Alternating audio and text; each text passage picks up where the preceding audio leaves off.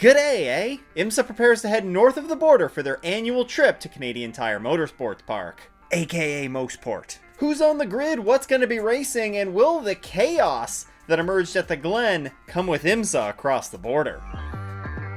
Going to start off with some pretty big news for one of IMSA's current LMP3 teams. AWA has announced that they will be shifting their operations from IMSA's LMP3 class that is not going to be continuing next year to the GTD class of the IMSA WeatherTech Sports Car Championship. In this announcement, they did confirm that they would maintain running two cars like they do right now in LMP3, and it also seems likely that they're going to be maintaining their customer driver lineup.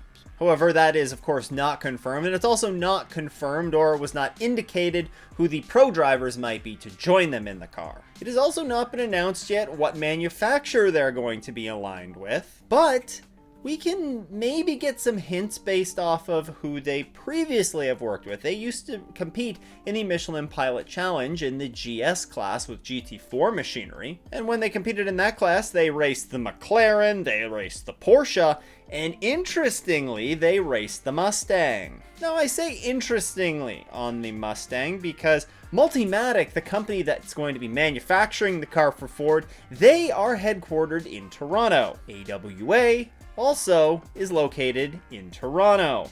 You kind of catching what I'm putting down here? Now, location aside, the Ford Performance Motorsport director Mark Rushbrook would not confirm if there was going to be customer GTD Mustangs on the IMSA grid next year. He said that it was likely a matter of how quickly they were going to be able to manufacture them, and that would dictate how many customer entries that they would have. However, in the Sports Car 365 article that was announcing this for AWA, they did indicate that they were not likely to receive the cars prior to November or December. That timeline seems to be somewhat consistent, perhaps, with how quickly Ford and Multimatic might be able to turn these out. And while this is just pure speculation on my point, it would be an interesting customer option, I think, for Ford to look into, especially given the proximity with Multimatic, AWA, the information sharing that, of course, would be able to potentially take place there. And, of course, this would be a great step up for AWA, stepping up from the LMP3 categories into the GTD class with a great manufacturer like Ford. We also got a brief update on the Lexus GT3 that had previously announced that it was on the track and doing some very early testing. They revealed that due to manufacturing delays of the actual road-going car, that the race car, which is going to be likely badged as Lexus in IMSA but is based off of a Toyota, is not likely to debut until 2026. At least it was noted in the WEC. So it should be said it's unclear as to what this might look like in IMSA. However, I would say that it's probably pretty unlikely that they would debut it in IMSA before debuting it in Europe. And I think it would make sense that they would just want to globally roll those out into motorsports at the same time. And it should be noted that this car was previously expected to debut in 2025, and it appears that this news is going to bump that back a year. Who doesn't love a good BOP conversation, right? There's a few noteworthy pieces to mention here, starting off with GTP. The Acura, the BMW, and the Cadillac are all going to be 7 kilograms lighter than they were at the Glen, where Porsche is only going to be 6 kilograms lighter. This means that Acura is still the heaviest, Cadillac still the lightest. And the only other notes when it comes to the GTP class here is when it comes to overall stint energy. Acura got a very slight increase in the amount of stint energy that's going to be available to them, while the other three manufacturers, BMW, Cadillac, and Porsche, all got a slight decrease. The bigger changes, though, come to the GTD classes. Porsche gets another 0.3 millimeter air restrictor increase. Mercedes gets a 0.5 millimeter increase, and Porsche is going to see a rather large 1.5 millimeter air restrictor increase. So for those three manufacturers, it is going to translate to more power. And at a high-speed track like CTMP, that is definitely not going to be a bad thing. And then there are some small fuel adjustments to be noted here. Acura will gain 2 liters of capacity, Corvette 1 liter, McLaren 2 liters, Mercedes gains a liter of capacity, and Porsche gains 2 liters of fuel capacity. On to the track now in good old Mosport. And yes, indeed, it is pronounced Mosport, not Mosport, and yes, many people still do refer to it as Mosport as opposed to its new name, Canadian Tire Motorsport Park. The track has a long history behind it, dating back to 1958, when the British Empire Motor Club selected the 450-acre piece of land to build a racecourse. The name Mosport, which is a contraction of motor and sport, was coined and applied to the new business that they would call Mosport Limited. As I mentioned, Mosport is frequently mispronounced as Mosport, and lots of this is quite justified, as there is some confusion with the driver Sterling Moss, who has a corner named after him at the track. See, when Alan Bunting was designing the track, Sterling Moss saw the plans during the design phase, and he liked them. However, he did recommend that a single radius hairpin be changed to 2 consecutive right-hand 90-degree angle turns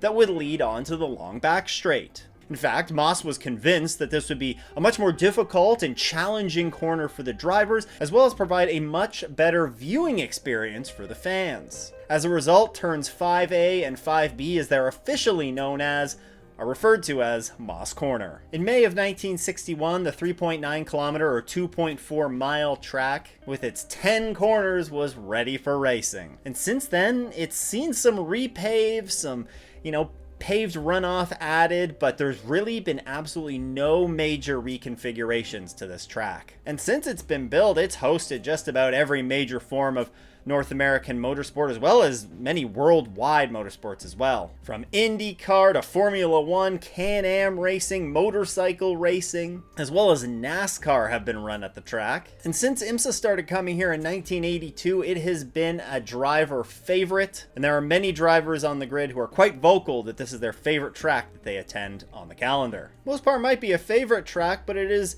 a both fast and very tricky track to navigate. Lap times will be about 1 minute and 5 seconds-ish for the GTPs. I mean, we kind of have to wait and see what they spit out during first practice. And that translates down to about the 1 minute and 16 second mark for the GTD classes. The track is fairly high speed all the way around and features a good combination of high and medium speed corners with a low speed corner as well. And one of the things that really makes this track challenging is the 170 feet of elevation change over the course of a lap. And this elevation change really makes the track feel more like a roller coaster than the deceptively simple looking track map might lead you to believe. There are some great passing opportunities around here, notably into turn 3, which is Quebec Corner, turn 5, Moss Corner, and then down the long Mario Andretti Straight. And there have also been some pretty insane passes made into turn 10 and coming out of turn 10,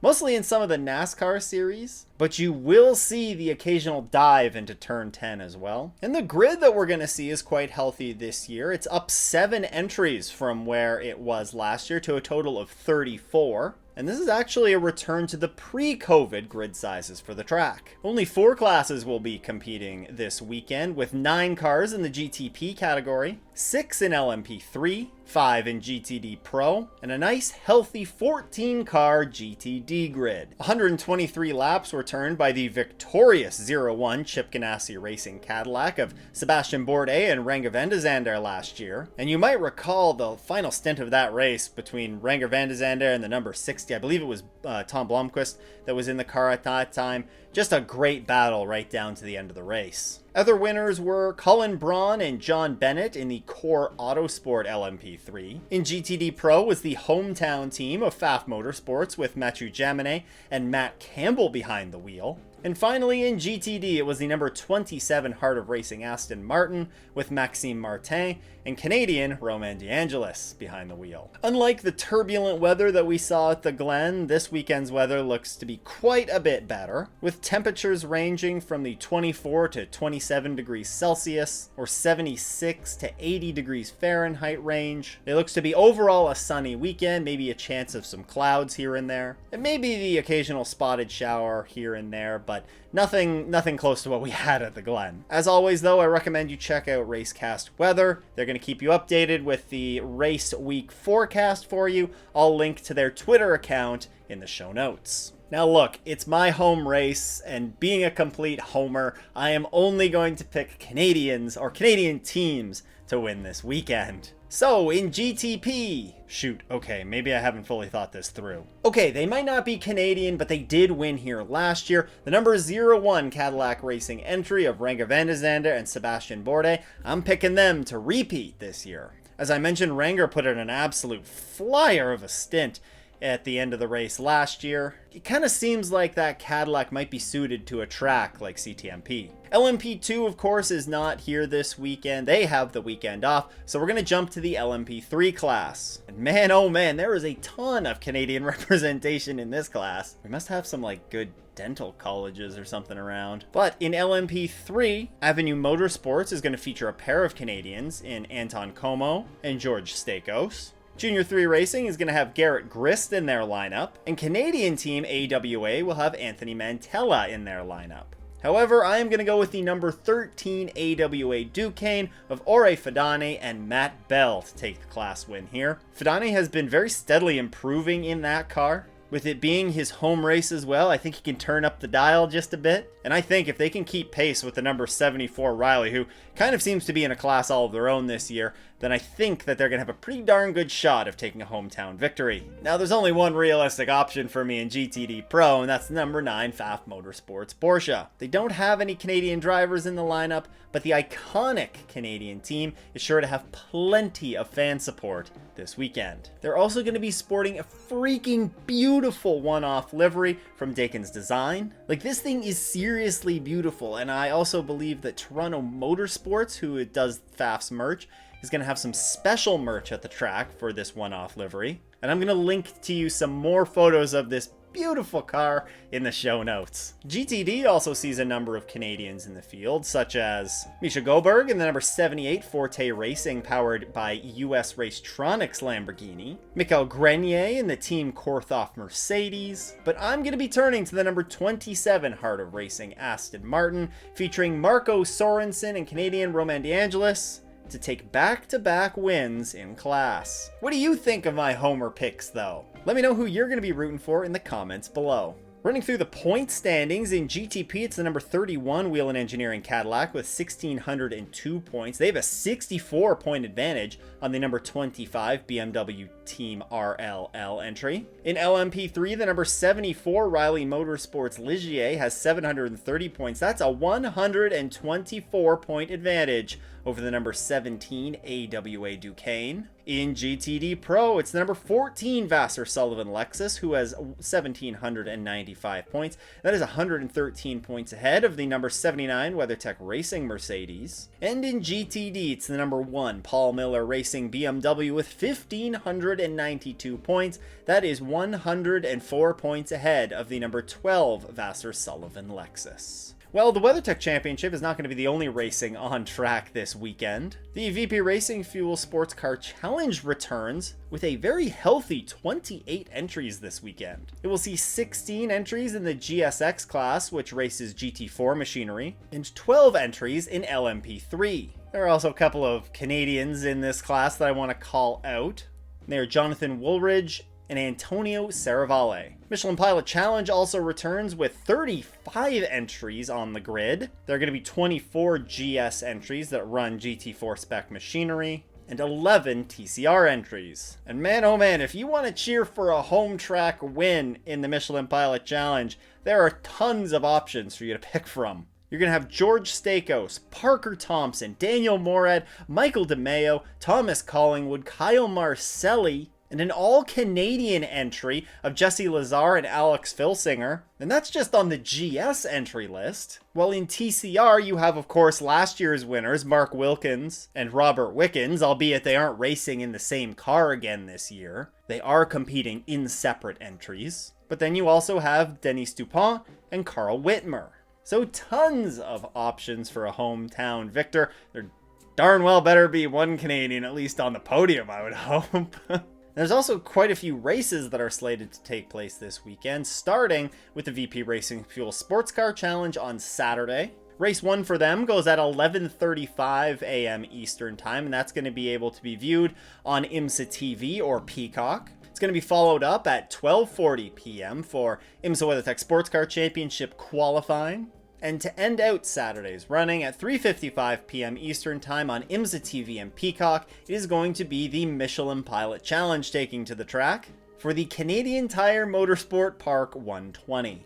On Sunday at 9:25 Eastern Time on IMSA TV and Peacock, Race 2 for the VP Racing Fuel Sports Car Challenge will take to the track. And that will be followed up at noon Eastern. The IMSA WeatherTech Sports Car Championship heads out for the 2-hour and 40-minute long Chevrolet Grand Prix. You can catch that race on NBC or IMSA TV. Now, CTMP or Mosport, whichever how you want to call it, is loved by both the drivers and the fans and is sure to provide us with some exceptional racing this weekend. But speaking of incredible action, last time out at the Glen, we got some pretty darn good racing as well. You should go check out that race recap right here. A big thank you to all of the Patreon supporters. If you want to support the show and check out some behind-the-scenes insights to the channel, then you can head to patreon.com/offintheesses. Once again, though, thanks for tuning in. I hope everyone has a great race weekend and doesn't go off in the S's.